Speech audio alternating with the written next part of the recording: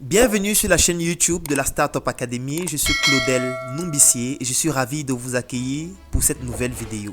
N'hésitez pas à vous abonner à notre chaîne, à inviter d'autres personnes à s'abonner et surtout, si vous souhaitez être alerté à chaque fois que nous allons publier une nouvelle vidéo, cliquez sur la cloche de notification juste en dessous. C'est parti.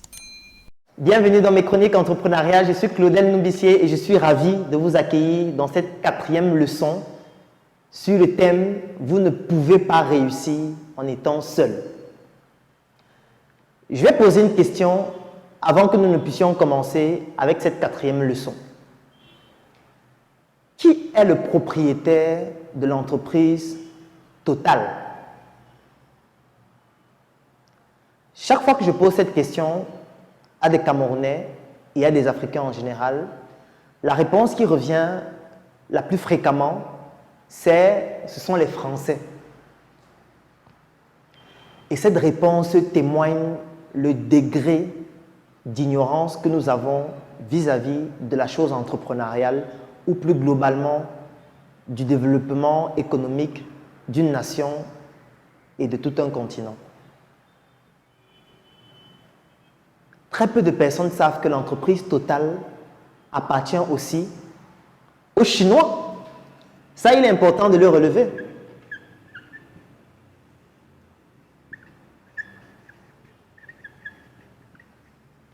Très peu de personnes savent que l'entreprise Total appartient aussi aux Américains.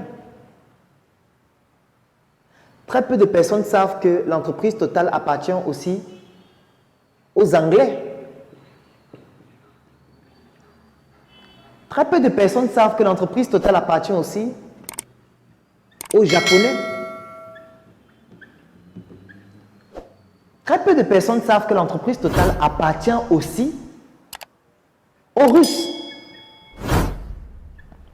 En fait, l'entreprise Total appartient à des millions de personnes de plusieurs nationalités différentes à travers le monde. Donc, quand vous voyez le logo Total, ou alors le logo Orange, ou alors toutes ces multinationales-là, ça n'appartient pas seulement aux Français, ça appartient à plusieurs pays différents. Pourquoi? Parce que ces entreprises sont toutes cotées en bourse. Et en bourse, on ne regarde pas ta nationalité. Ça veut dire que tout le monde peut trader et aller en bourse, acheter des actions dans ces entreprises-là. C'est ainsi qu'une entreprise comme Total, il y a des Russes qui sont actionnaires, des Chinois qui sont actionnaires, des Américains qui sont actionnaires, des Anglais qui sont actionnaires, des Japonais qui sont actionnaires. En fait, plusieurs nationalités différentes. Il y a des investisseurs de partout dans le monde qui investissent dans cette entreprise.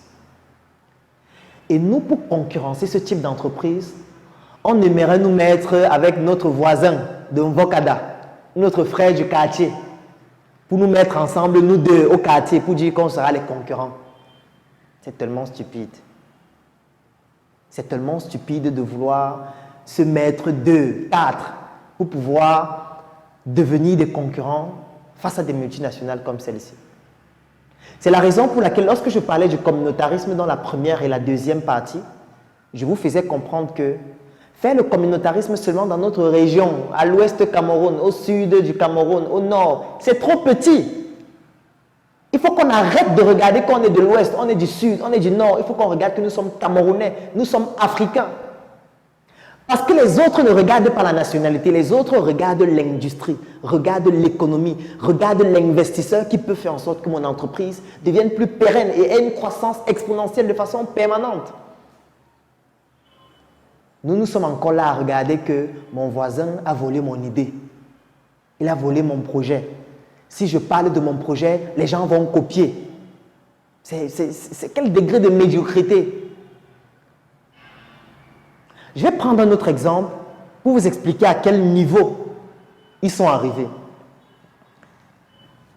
Je vais prendre 2 entreprises. L'entreprise Apple et l'entreprise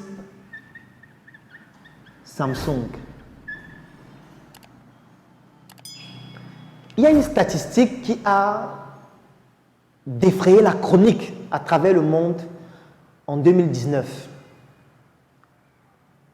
Le téléphone de Apple qui s'appelle l'iPhone XS. Les études ont démontré que ce téléphone, 80% des composants de ce téléphone sont fabriqués par l'entreprise Samsung. 80% des composants de l'iPhone XS, un téléphone de Apple, sont fabriqués par l'entreprise Samsung, y compris l'écran du téléphone. Lorsque nous sommes au quartier, nous nous disons Samsung et Apple, ce sont des concurrents. Il y a même certains qui disent que non, moi je suis pour Samsung, l'autre dit que je suis pour Apple. Les gens même se mènent des guerres, font des débats. Mais ils ne comprennent pas que chaque fois qu'un iPhone XS est vendu, Apple gagne de l'argent, Samsung aussi gagne de l'argent. Je vais vous donner quelques petites informations qui vont vous permettre de comprendre exactement quelle est l'ampleur de ces deux entreprises. Apple, c'est une entreprise américaine qui est considérée à ce jour comme étant l'entreprise la plus rentable au monde. Samsung, c'est la plus grande entreprise du monde. En Corée du Sud, il y a 8 villes Samsung, des villes dédiées à l'électronique, des villes dédiées à l'électroménager. Ils ont plus de 40 000 chercheurs, ils ont leurs écoles, ils ont leurs hôpitaux. Le chiffre d'affaires de Samsung, c'est le chiffre d'affaires de Google, de Microsoft et de Apple réunis.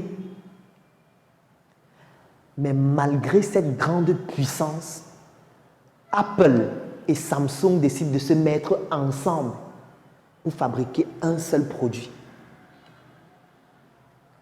Parce qu'ils sont arrivés à un niveau où la concurrence en réalité n'existe plus. La concurrence, elle est virtuelle. La concurrence est juste pour les médias. La concurrence, ça permet juste de pouvoir développer le marketing et de créer des fans. C'est à ça que c'est la concurrence pour eux. Mais en réalité, ils ne sont pas concurrents. Parce que lorsque chacun des produits est vendu, ça bénéficie à l'autre. Nous sommes les seuls à être à Mokolo et dire que celui qui est à côté de mon comptoir, c'est mon concurrent. Nous sommes les seuls à vendre les téléphones et dire que l'autre là qui vend aussi les téléphones comme moi, c'est mon concurrent, je dois le combattre, il faut qu'il meure pour que moi j'avance. Arrêtons d'être stupides. Le seul moyen de réussir économiquement, c'est de nous mettre ensemble. C'est la raison pour laquelle dans la deuxième et dans la troisième leçon, je vous ai parlé du communautarisme économique. Apprenons à nous mettre ensemble. Au lieu d'être seul à cultiver son piment, là je parle du fruit, je ne parle pas de l'autre. Il est préférable de nous mettre ensemble pour pouvoir faire un champ ensemble, pour pouvoir créer une marque ensemble, pour pouvoir ouvrir des espaces de distribution ensemble, pour pouvoir faire le marketing ensemble, pour pouvoir mettre nos moyens ensemble pour être plus compétitifs vis-à-vis des autres. Parce que les autres sont ensemble. Il faut que nous puissions mettre sur pied des plateformes qui permettent à tout le monde entier de pouvoir investir dans nos entreprises que nous avons pu rendre compétitives en nous mettant ensemble, tous ensemble. C'est ça qu'on appelle le trading. Il faut que nous puissions aller en bourse. Parce que le seul moyen de réussir, c'est de se mettre avec les autres. Je ne peux pas terminer sans expliquer le fait que lorsque vous vous baladez par exemple en route, vous voyez un troupeau de moutons qui sont en train d'avancer. Lorsqu'un chien s'approche d'eux, tout le troupeau commence à fuir. Lorsque je dis qu'il faut se mettre ensemble, ce n'est pas de se mettre ensemble avec des moutons. C'est que chacun de nous doit pouvoir développer sa compétence, développer son talent, développer sa performance, afin que nous puissions faire un assemblage ou alors une équipe de personnes individuellement compétentes qui vont donc donner une équipe qui sera plus forte et plus compétitive. Je suis Claudel Numbissier et je vous donne rendez-vous dans une prochaine formation. Merci d'avoir écouté cette vidéo. N'hésitez pas à la partager, mettez en commentaire tous vos avis, toutes vos remarques. Et surtout, si vous avez besoin de bénéficier d'une de nos formations, N'hésitez pas à nous contacter à travers les numéros qui se retrouvent juste en dessous de la vidéo.